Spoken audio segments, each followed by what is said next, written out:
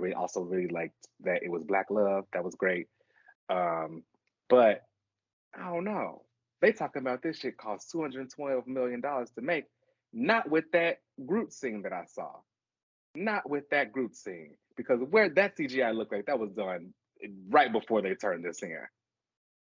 Yeah, that was a bad scene. I won't That lie. was not that was not it. I mean, but again, it's the MCU. What do you expect? They said $212 million. Where's the money Yeah, going? they've been saying that for a while. And look what we've gotten. I love the episode. I don't know.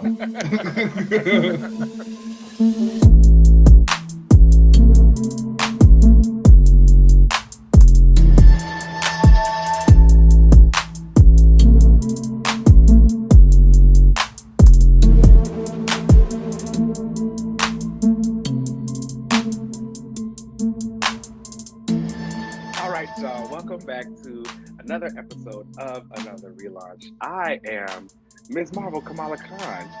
Oh, welcome, welcome, welcome. You know. Um, I am the Omega Mutant, Bobby Drake, aka Iceman. Oh, okay. I know that's right. Yeah, We love Iceman. you You do. know, you know You what? You do. know what? Let's pause for a Oh, I second don't know. because You like to go up and yes, down yes, on. yes, I do. I do. I'm a little shaky on her. But I was actually going to say the opposite for you. I've been noticing on Twitter, you've been saying that lately. I have been. You I know, was like you've been going really going back. up for Bobby. I don't know why I was like randomly going back and reading some Pride issues from Marvel, and obviously Iceman is like a big gay character for them, so he popped up in it, and I kind of started going back, and I was like thinking about his characterization, so I was like, let me kind of just read a bunch of his stories. It started out because I was also looking, I was like, Iceman has had a lot of solo books from Marvel. Yes. A lot of like miniseries, a lot of like pushes and things like that. And I was like, oh, this is really interesting. So I went back all the way, not too far. I just did to the Cena Grace run, and then I These like one was got fun. and I got all the way back up to the like most recent Infinity comic he had, and it just really was watching that kind of self-actualization and realization in Bobby in real time of him being this awkward gay character into like now kind of being this boy who's like at the circuit parties and like kissing guys on the street after he saves the day. And I was like, oh wow, this is a really awesome story arc for this character, and it's like very true to life. And again, it was just kind of one of those things where it's like this is why comics is good, and this is like why going back and reading them is like always such a fun time because you can connect these little dots to these things that at one point in time it seemed like, oh, this characterization was kind of odd or it was awkward or something like that, but again, people come back and they follow up on that and they make it feel more elevated, and it really does feel like true to life. So it was dope, and I was just like thinking about Iceman in general. I like Bobby. I Yeah, think he's a great he's character. cool. I think his thing was always that he was like the comedic relief of the team. He was the joke. He was always kind of insecure. But again, like after the whole gay reveal and he kind of came to terms with himself, we're seeing this character fully actualized, fully realize he's probably not going to be the next big leader of the team, but he is confident in himself to know that, A, he's strong, he's powerful, he can save the day, he can do what needs to be done. And I was like, look at this. Yes. I remember when he did come out and it was finally time for his younger self to go back home and the two had that meeting and the older one cried and the ice cube fell down. He Yeah. talked about how like, you were like you're living the life I always wish I wanted to have. I thought that was really nice. And then you know, my started clicking down for Bobby for me was when he was doing that unsure era afterwards, and he was a little annoying to Mm-hmm. me, which is something I probably have to work on because Yeah. everybody's People on got their to go through journey. their journey. They got to go through their journey. I have to let people go through their journey. But now he's, I feel the rush, Okay. addicted to your touch. As we all are, and as he should be. And even so, like what you say about having to accept the characters on their journey, I think that can be a difficult thing in the time because comics, especially for a comic like Marvel, these are long form stories. They haven't rebooted, they haven't started over, they haven't done anything. So we'll probably read stories that are very dear and near to our heart, and they have a certain type of characterization attached to it. And then when we come back years later, and it's like, oh, okay, well, she's not acting like how she did in '93 when they were fighting, the Technus or something like that. But it's like, again, if we're gonna treat these characters as real and like this is what they got to go through, they're gonna act a little different. And it's again, it's just cool to see. Yeah, let the characters grow. How are you, by the way? I'm doing good. I've been immersed in outside of my Iceman comics. I have been immersed in the Barbie press junket. Yes, I I think, do. you know, I love movies. Well, I do love them. I love like press tours and things like that. I love watching the actor stuff. I really like Greta Gerwig. I really like Margot Robbie. I really like Ryan Gosling, America Ferrera, Issa Rae. So many people, and it's just been a good time. Like all the interviews are good. They're having fun. Um, Greta Gerwig is like. I love hearing her talk about her processes for the movies and like making the sets and like her thought of they did this thing every Sunday they would play movies on the set that kind of inspired the film, and she just did an interview with Letterboxd where she went over some of the movies that she was talking about and like how she got into it, and it was just like, yes, this is what I'm talking about. This is cinema. I was like, oh, Hollywood's going out with a bang. Child is going out. That is for sure. But that's that. Um, How are you? I'm good. I been chilling, getting better. I'm good. Looking That's forward good. to some things way later on in the summer. I'm trying to like plan out stuff that I could do later. The one thing about me is I always talk about how much stuff I want to do, but like the thing is if you plan it, you'll do it. But I'm the kind of person that's like, oh well I'll figure it out as it gets closer. But then it's like 2 days Uh, before and it's like, oh well now you are rushing to figure out if you can do it when you could have just mhm. planned it. So I'm trying to like plan trips and stuff and all that extra stuff in advance. Yeah, I'm a planner, so You don't know that lifestyle. I like to have all my ducks in a row, all my affairs in order. Like I'm probably gonna call just to make sure everybody knows what's going on. I'm very like, yeah. I'm like, oh, I'll figure it out. But I'm Uh, getting better. But all right, let's go ahead and get into the updates of the week. Okay, Marvel Games and EA's latest studio, Cliffhanger Games, have recently announced a third-person single-player Black Panther game, which is in development. Now, let me go ahead and say first and foremost before we get into thoughts on this, y'all know how video games are. This probably not coming out for another decade, but yeah. I do think it's pretty cool to see that Black Panther would have a. And this is like the second or third one he's got announced, isn't it? This was the one where I think Marvel recently announced they had like a 3 game deal with EA. It was an Iron Man game, a Black Panther game, and I think the last one may have been Thor or maybe something unannounced yet.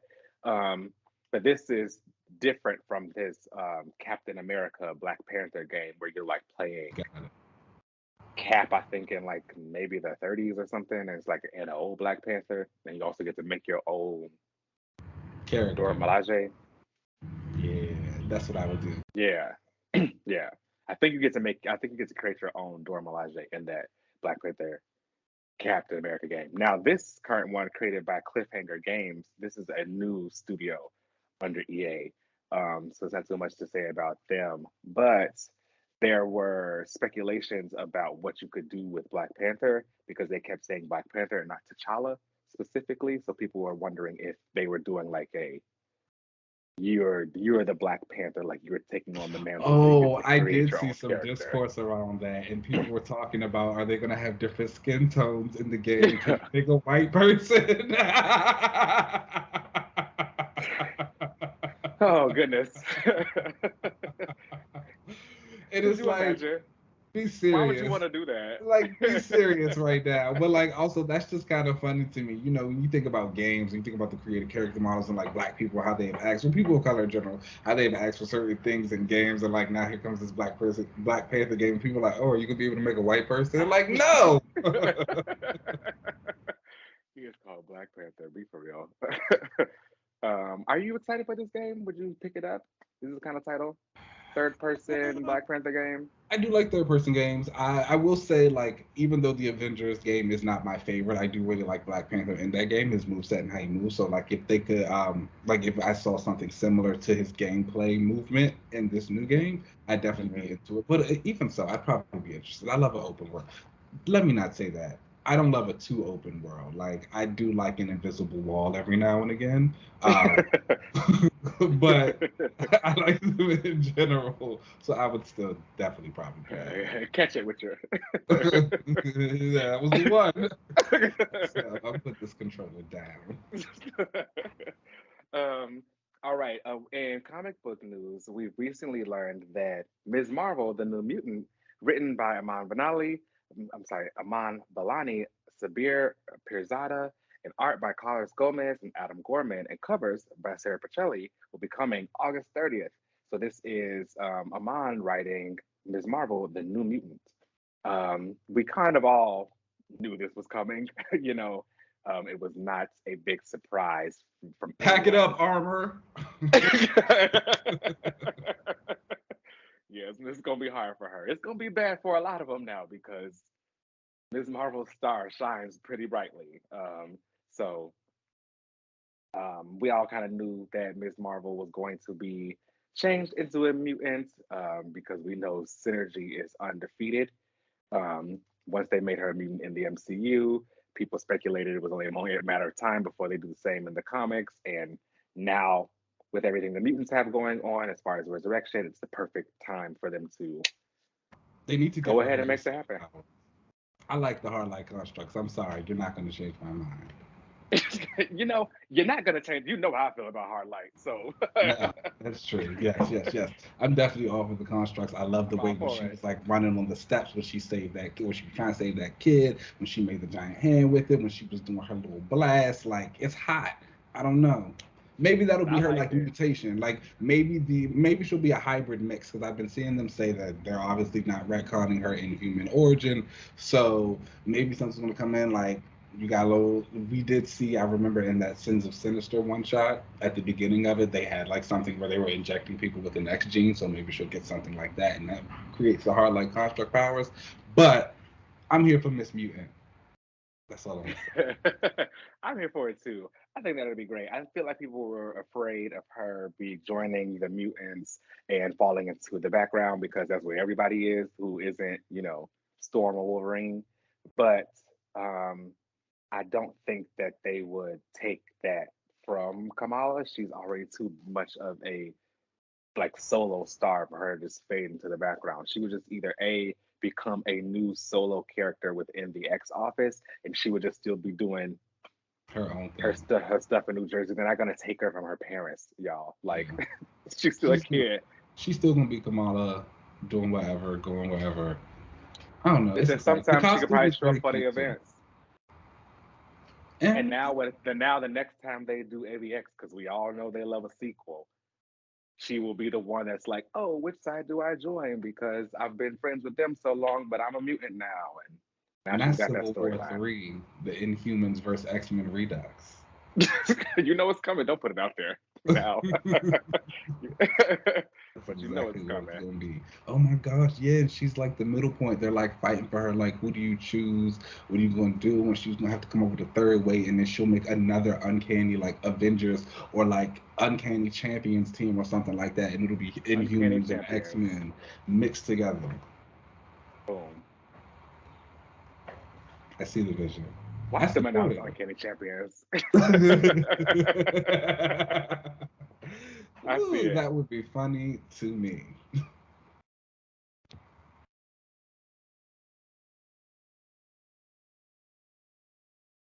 There was a lot of casting that happened in for Superman Legacy. We already know that David Cornsweet has been cast as Superman, and Rachel Brontanen is Lois Lane. I mean Lois Lane. But now we've learned that Nathan Fillion has been cast as Guy Gardner, Isabela Merced as Hawkgirl, Edi Gathegi as Mr. Terrific, and Anthony Carrigan has been cast as Metamorpho. And this all comes out for now, July 2025. We'll talk about why it might get pushed back shortly. But a lot of casting news, a lot of superheroes added. We've seen that James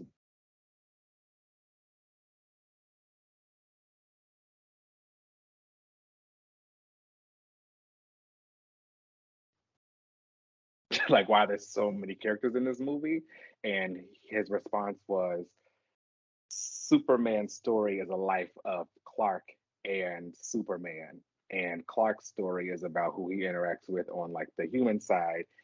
he needs other superheroes. So Superman needs other superheroes to interact with on that side. So these are those characters.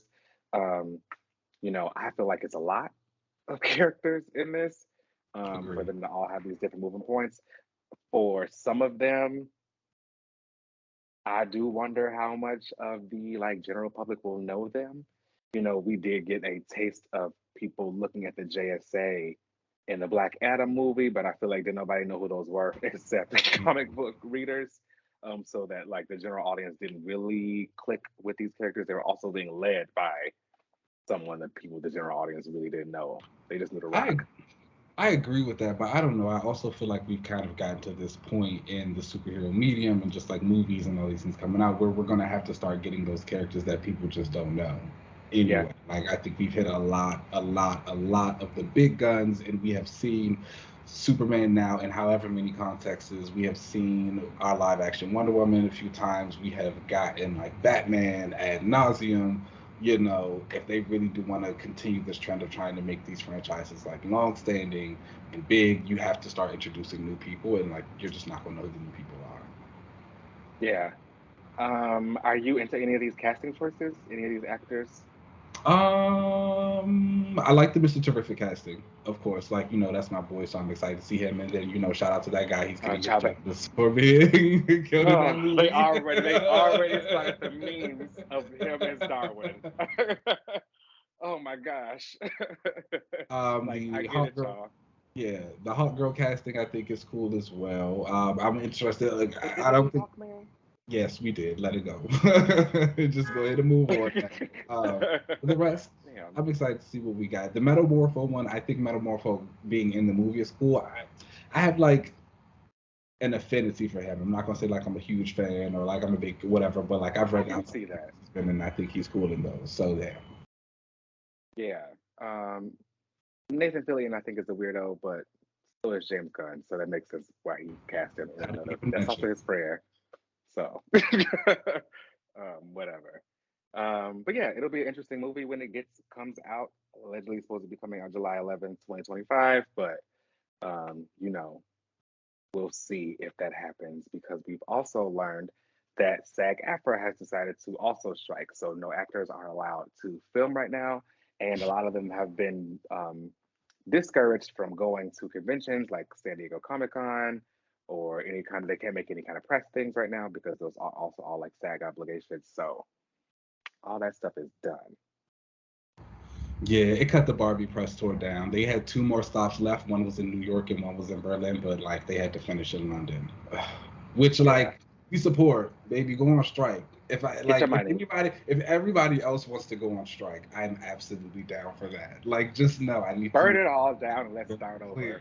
over. If anybody else is ready to go on strike, I will absolutely do it with you. So shout out to the actors for that. We'll see what happens. Yeah. If you have a reality TV show idea, now's the time to like try and go get that made. If you and your friends think you are the next hottest thing on the street and like people Oh want to watch you gosh. guys for antics and y'all are going to be giving it, y'all are going to be fighting in the clubs or doing anything like that, This is how now we ended is up with the Zeus. time. Like now, if you need to call Natalie Nunn and get your Zeus contract, now is the time. Natalie is about to strike. I guarantee there's about to be 80 different baddies I might areas. be one of them. I'm not gonna lie. Baddies DC. They're gonna have a baddies London. Oh my god, could you imagine baddies Cocoa? Oh yes, that would be. Oh, that's actually. I like that. That should be a reality Unmatched. show. That would be good. We've also learned that Bob Iger, who has recently said that he thinks a lot of the demands from the actors are unrealistic, demanded from the actors and writers is unrealistic, even though he makes $27 million a year. That's just his salary, not on top of everything else that he gets. Um, he says that Marvel Studios, um, when they increase their movie output and introduction to TV shows, it's diluted audiences' focus and attention. Basically, they put too much shit out, and now people don't know what to watch. I feel like he may have ate that one little thing.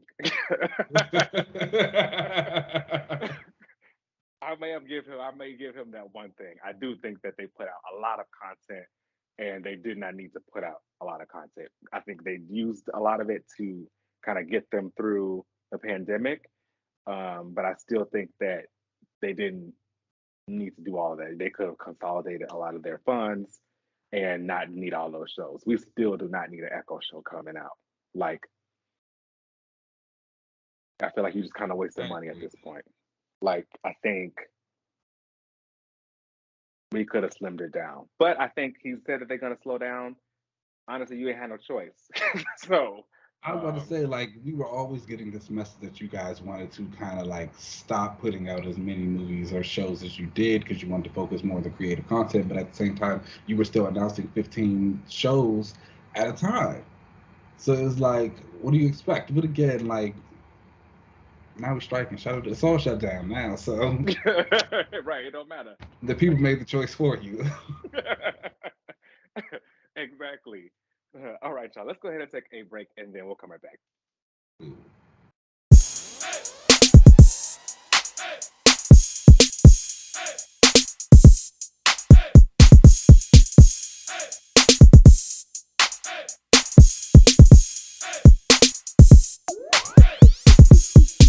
That's a whole lot. Although I've been hearing some rumbles that there's apparently going to be some Aquaman news for movie and comics at San Diego Comic Con.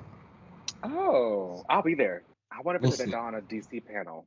I We'll think I'm see. going to go to that. I doubt, of course, none of the actors will be there, but I heard that they're probably going to release some footage, maybe. But then again, I don't know. They're on strike now, so everything might have just completely kiboshed. I think they should still do, at least for the comics event, because again, it is a Comic Con, so that would be great to see. But Who knows? I'll let y'all know when I go.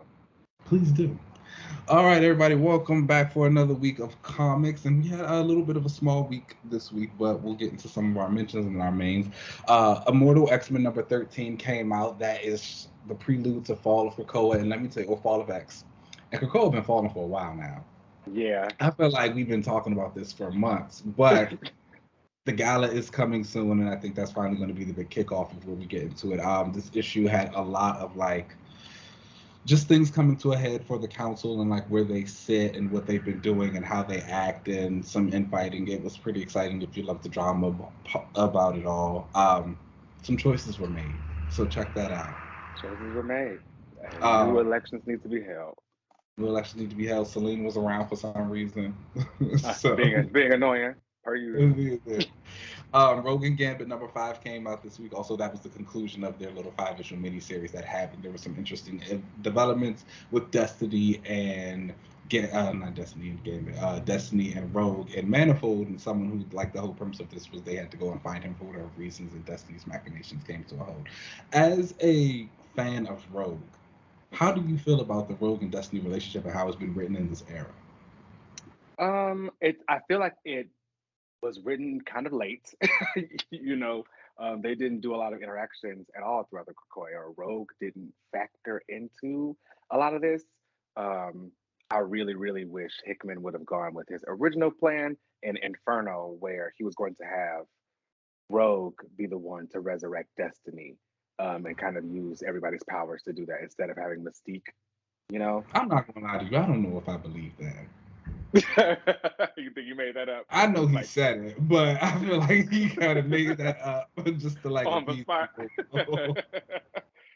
Anyway, I'm gonna choose to believe him. I think that would have been nice to see, but I do think their relationship kind of came a little bit late. I've seen that Rogue say Destiny and Gambit are kind of alike because what they care about the most, they really want to protect.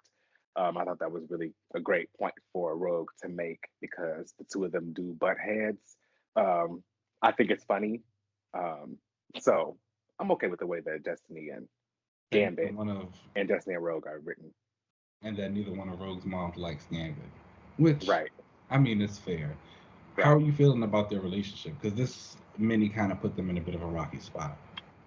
It was very forced. So, like, I feel like it's nothing. It's kind of a moot point because by the end of it, they were back together, being what they normally do. Rogue, again, kind of showing how much I love her and relate to her because she can't cook. That's very real. I'm not the best cook. If I cook for you, I like I'm in love. Okay, okay, okay. And I'm in Noted, love.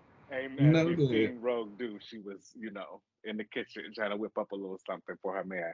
And they kissed at the end. And which I do appreciate them showing again as her having control of her powers. Yeah, because I know that's an up and down battle as Yeah, well. yeah. Okay. Scarlet Witch #6 also came out this week. That was the issue where she goes to space. She visits her Son? son-in-law, and yeah, The Wiccan son is was that also, too? yeah, Wiccan was there too, but Wiccan's not really her son. And I like realized Why you don't like calling that? Why? that. I know he got his own mama, but that's his mama. He be I mean, calling her mom. he did it. He said it here in this issue as well. And she was like, "That's my son. They had tea." But basically, Wanda gets people coming through the red door, and someone came through, and it was she had an issue with Hulkling and that whole like regime, and so they got put on a mission together. It was a cute issue. Wiccan didn't he used his powers once, and then went to tea with Wanda. They had a nice little moment, so that was fun. And then Moon Knight #25 also came out. That is like leading up to what they've been calling the end of Moon I Knight. thought you said Tijuana, but you said tea with Wanda. I was like, why did they go to Tijuana? I was like, oh, they was partying, but okay, Yeah. never mind. Yeah. Tea with Wanda. Yes, tea with Wanda. Um, and then Moon Knight 25 came out this week as well. That is like a big story, giant size issue. It had a few different things going on. Moon Knight is trying to rescue someone. He's got all of his enemies have kind of joined up to fight him in this almost like maze type of Saw situation. They're all coming at him with different things, and he's just like knocking them back. Also, while that is going on, we get his villain Zodiac, who's in prison. He's dealing with some of the prisoners there because Black Spectre has returned, and he's like combating with Zodiac. Zodiac's like, nobody's going to kill Moon Knight but me. And then there's also a flashback story taking place that introduces Layla, the Scarlet Scarab, who appeared in the Moon Knight cartoon, and like we see him and her two other guys on a mission together, and like how they interacted, and like we're leading up to things. There's going to be another miniseries coming out soon called City of the Dead, and that is going to be like her big story. So be sure to check that out if you're interested in her. Those were a couple of our mentions. We'll head into our main book. We only got one, and it's a part of your reread this week, and that is The Authority #11 from Warren Ellis and Bryan Hitch. Okay, so this is again more action-packed series. The last issue ended with there being this like big triangle in the sky, this alien um invasion basically coming because they used to own Earth. They had already kind of destroyed stuff on the moon, but Apollo took care of that, and there was this like weird terraforming stuff happening in Africa, and the engineer was taking care of that. So I'm sorry, Janie Sparks is like having a cigarette, trying to clear her mind and figure out what to do. She ends up telling Apollo to like meet this thing that's out in the sky because there's this other like giant pyramid that's like I said that they had seen in the sky. She says Apollo to go check it out.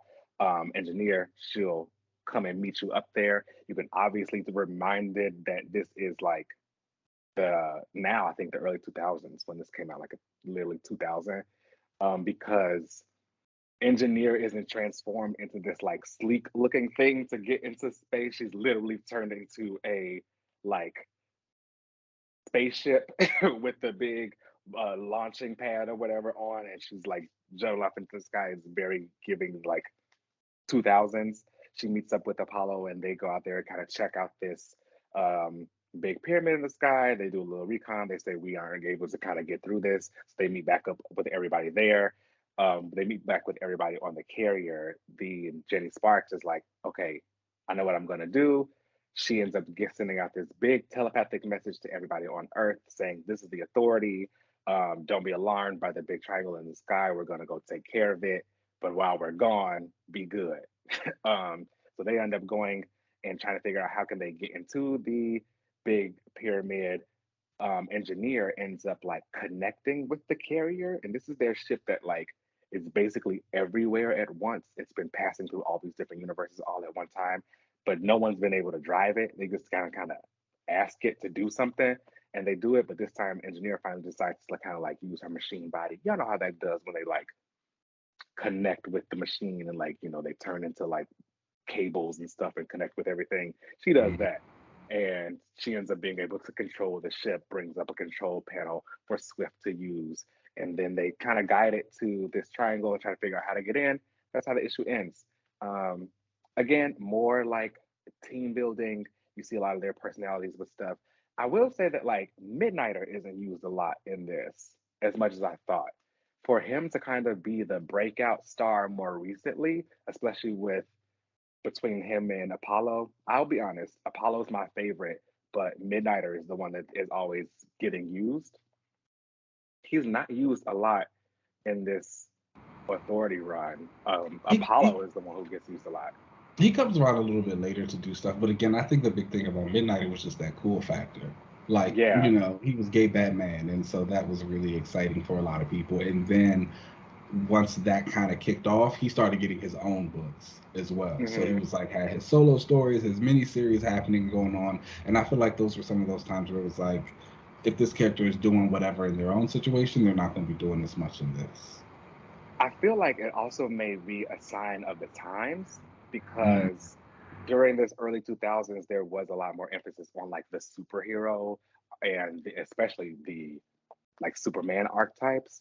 So I feel like that might be why Apollo's getting used more and being shown and doing all these kind of feats, whereas the Batman archetypes are a lot more popular more recently, and that's why, like you said, gay Batman, Midnighter gets to Yeah, really kick off. Batman. It's also like so interesting to hear you talk about this issue and like think about Jimmy Sparks smoking a cigarette and how that's not something you Oh, would I didn't see even in a think comic about book that. today, because that's things like smoking cigarettes, drinking. They've like tried to move a lot of characters away from those type of situations, and I Oh just think wow, that's I really forgot all interesting. about that. But like Yeah, they completely moved away from cigarette. And they show her like she was truly like she was puffing. stressed. She was stressed. It was like I need a cigarette and it's like puffing. That's why I forgot about that. See, this is really been a fun reread to really kind of see the differences there. Um, it's interesting when they're going to adapt this because the rumor right now is that Jack Hawksmoor, the city boy, is the one that they were going to make black, and I don't know how I feel about that. You hate City Boy. It's not even just a hate because I feel like they would end up doing something kind of racist with him being Because he from the gets his city. power from the city. Yeah, It, I mean, it's I gonna, feel like you know what type of city he gonna be from when yes, they do that. exactly, Uh-huh. exactly. You see where I was going, so I don't know how I feel about that. But again, we'll see what they end up doing. But yeah, really fun issue. Brian Hitch's art again isn't like bad for me here. Like I don't know, You've been riding for it's not as bad as it is now. it. It's not. I don't know. Again, it's because there's no black people in this, but fun issue. I would give it probably a 3 out of 5. Okay, cool, cool, cool. Everybody keep checking out for the authority. Let's go ahead and take a break, and then we'll come on back.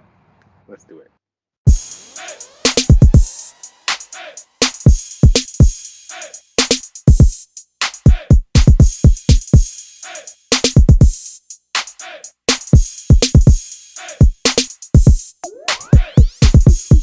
Everybody just not After, powerful. and that's okay. That is a-okay. Actually, it's actually preferred over here.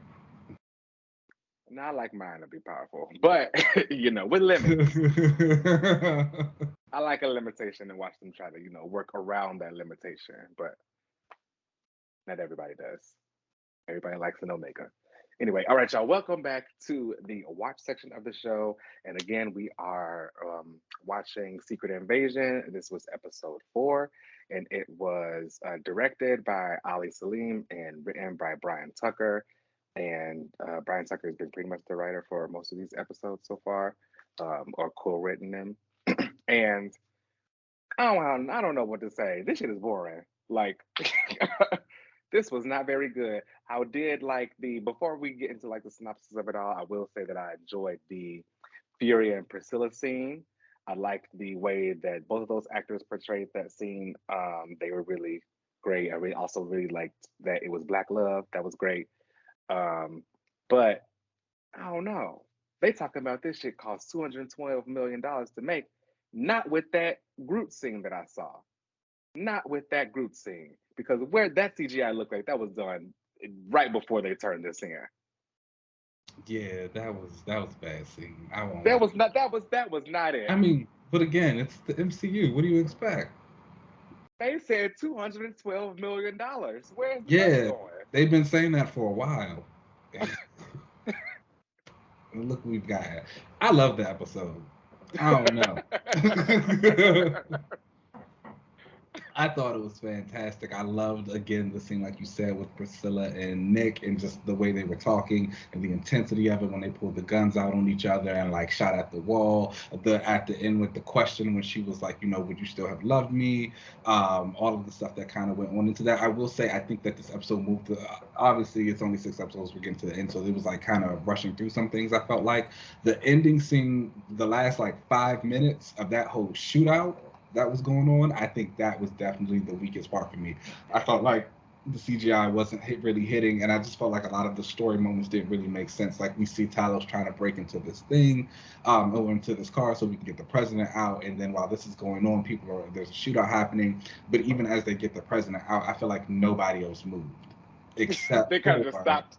Yeah, like everybody else was just like still in the mix of the shootout, and I feel like just story-wise, if the president all of a sudden is like pulled out of this car, I feel like everyone's gonna kind of move, go along with him. You need somebody backing him up, stuff like that. It was like no, everyone was just kind of standing there, even when Gravik, who is the king and will continue to get my support, like pulled up and had Talos, it was still like nobody else sees Gravik standing right here with Talos, and it's like just doing all this stuff. So that was a little bit wonky for me. But other than that, I loved it. The Gaia, her whole reveal, I think we were just talking about last week, the fridging of the women. We saw her, she had already planned for that, and she had got her little thing going, so she popped back up, and now she's kind of able to move in this space of anonymity for a little while. That was really cool. Even the conversation with her and Talos when they were talking about that, and she was like, how are you going to protect our people? How are you going to do this? And he's coming up with her with some BS answer, like, oh, we're going to talk, and we're going to hope for the best. And like her just like being real with him, I am not that girl. I'm not the person that you want me to be. I need that as a meme, because the way she was looking at him, she was like, he cannot be serious right now. Yeah, like job, like she was like, absolutely not. So I thought that was really well done. I don't know. I'm having like this is what a spy thriller feels like to me. I'm having the time of my life. It was all right, so let me go ahead and read the synopsis. So, before she attempted to run away from the rebels, Gaia used Gravik's machine to empower herself with extremist abilities. This allows her to recover from Gravik's gunshot and meet up with Talos. He explains to her that he is planning to ask United States President Ritson to help the Skrulls after they successfully stop the rebels, which disappoints Gaia, who hoped for a stronger plan to find them a new home. Priscilla meets with Rhodes, who is a Skrull named Raiva in disguise, and he instructs her to kill Fury. Both are unaware that Fury is listening to their entire conversation. Fury later confronts Priscilla over this, but they make amends after she reveals that she took an oath to her human counterpart to never harm her lover. Fury visits Rhodes and shares a drink with him to secretly give Rhodes a liquid tracker. Fury and Talos then follow him as he goes to pick up Ritson for talks with Russia. Gravik and the rebels attack Ritson's convoy disguised as Russian terrorists. Fury and Talos extract an unconscious Ritson with the help from the British military, but Talos is wounded in the process. Assuming the form of the British soldier, Gravik stabs Talos in front of Fury. And again, Rhodey was on Skrull Watch. Confirmed. He was. I heard his voice last episode. I said, I know that's Rhodey. You did say that. That sounds like Rhodey to me. Yeah, and so like again, like I felt like we've been waiting for a big Skrull reveal. He was the one we were expecting. I felt like again it works. It feels menacing. He's a person in power. Like that's really dope. The scenes with him and Priscilla were cool. I even like when they was talking and she was like, somebody fired Fury. He was like, yeah, I fired him. That was like those little moments were really cool. But where was Rhodey now? How long you been a Skrull? I can't wait to find out. I really do think from like that time he got hurt, I think that would have been the perfect time to switch him out. And they've been on Earth since the 90s, so they here. He could have been taken out even before that. It was really good. Again, I continue to really love Ben Kingsley Adair as the Gravik. I think he's just like knocking it out of the park. He's also going to be in Barbie, so go check that out if you want to support. Oh, okay. Like he is like killing it. I think the way Gravik moves, the way he just handles everything, the way with the Skrull conversations and what they want to do. I don't know about the Groot arm. That movement was. The group arm was, yes, it was what it was, but he showed like we just move. That's what it is. But yeah, I love it. I like the show. I like it a lot. I'm really excited for the next episode. I'm really excited to see kind of like what they do for the next episode. Again, the Skrull invasion isn't something that I feel as though. Well, I mean, actually, I guess it doesn't matter. The movie's on pause. Nothing else is about to happen. I thought it'd be like, as we go and like affect the rest of the MCU, but like none of that's happening. Gosh darn it. Poor Charlie Cox. That man just cannot win. Poor Mahershala. Those men, they're cursed. Boy. I wonder, are they going to hit the Skrulls with MCU synergy as well now? Because previously in the comics, they were always kind of set up to look like the bad guys compared to the Krees, and vice versa, because they were always beefing with each other. Like their beef goes way back to when they first were like being civilized. I can tell the story really quickly. I think it was the Kotati are these like, y'all read Empire. If you want to know this origins, or if you didn't read Empire, basically what happened was these Kotati were these like psychic trees, and they came and met the Kree and the Skrull and were like, you guys are great, but we want to know which one of y'all is better, and gave them tools to do it. And the Skrulls actually created like all this really great stuff, and the Kree did nothing. And then they ended up like killing everybody and fighting, and that's how the whole thing between the two of them. So the Skrulls were never really mean, but like they were always aliens, so they were used to be like the bad guys. But now in the comics, Hulkling like united the Kree and the Skrulls, so everybody's been kind of in peace. But now in the MCU, the Skrulls are looking like they're taking over Earth, so I wonder if they're gonna match that.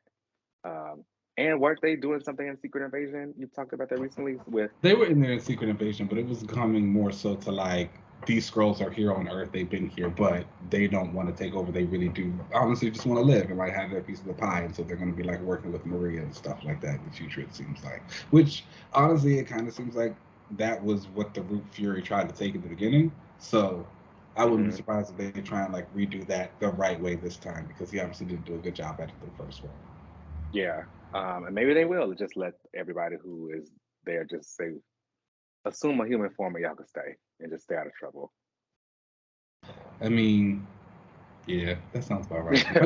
That would be easy. But I mean, even again, like as Guy was saying when she was talking to Tyler, she was like, we want to look like we want to live in our own skin. We want to see how, I want to walk around green with my ears out. I can't do that. So. And they should be allowed to. I like it. I don't know. I love it. I'm ready for episode 5. The action's about to pop up. That's the one. It is. It's normally the one, so we will see. This and the finale should let us know. And speaking of finales, I want to let everybody know that the show will be coming to an end with episode 143. We've had a fantastic time with everybody, especially all the creators that we've met and all the other listeners and everything, but we got to take a break now. We may come back, who knows? I can't tell the future. I am not Destiny. So, but that will be the. You know what? Yes, because there was like, there was never really a time I really liked her. However, there was a time where I think you were trying to convince the people that she was maybe that girl. I think Hickman, the son of it all was great. We're never going to take that away. But I really think Hoxpox and like not seeing Destiny for so long, really was just like, oh, okay. Like, and as a person who has always kind of seen her for like psychic and precogs and the people who fall on the spectrum, I've always liked Destiny when she's popped up. I'll never forget that in the Crochet arc where she came in and like she was helping work through stuff. Like I've always thought she was a very interesting character. She this old lady with her thighs out. I was like, that's hot. Hoxpox was hot, but then they brought her back. They made her young. They made her annoying. It was like, never mind. Yeah, she don't really tell people what they need to know. It's just like what they want to hear and what she lying about. And my thing is like, I don't even necessarily mind that, but what is the goal? I feel like Destiny and Mystique's whole thing has always been like she wanted to bring Destiny back. They wanted to be together. Cool. She came back. Why y'all still here just causing problems? Go off somewhere. Go live in Greece. All they know is problems. So and that's all they bring. So she can go, but we'll see. I don't know. The streets are saying Mystique is gonna die soon. So Ooh, the gala is going to be very interesting. It'll be interesting too because that would be our last episode here. So what a way to go what out. a way, going out with a bang. All right, y'all. Well, that brings us to the end of the show. So please make sure you guys check us out wherever you get your podcast. Go back and listen to whatever you need to listen to. You can email us at anotherrelaunch@gmail.com. You can find us on Twitter and Instagram at Another Relaunch. You can watch us on YouTube at Another Relaunch TV. You can find me on most social media platforms at Uncanny LZ. Keenan, where can they find you? You guys know you can find me on Twitter and Instagram at Keena Lance. As always, there's an underscore at there. All right, y'all. Let's get up out of here, and then we'll catch y'all next week. Peace. Peace out.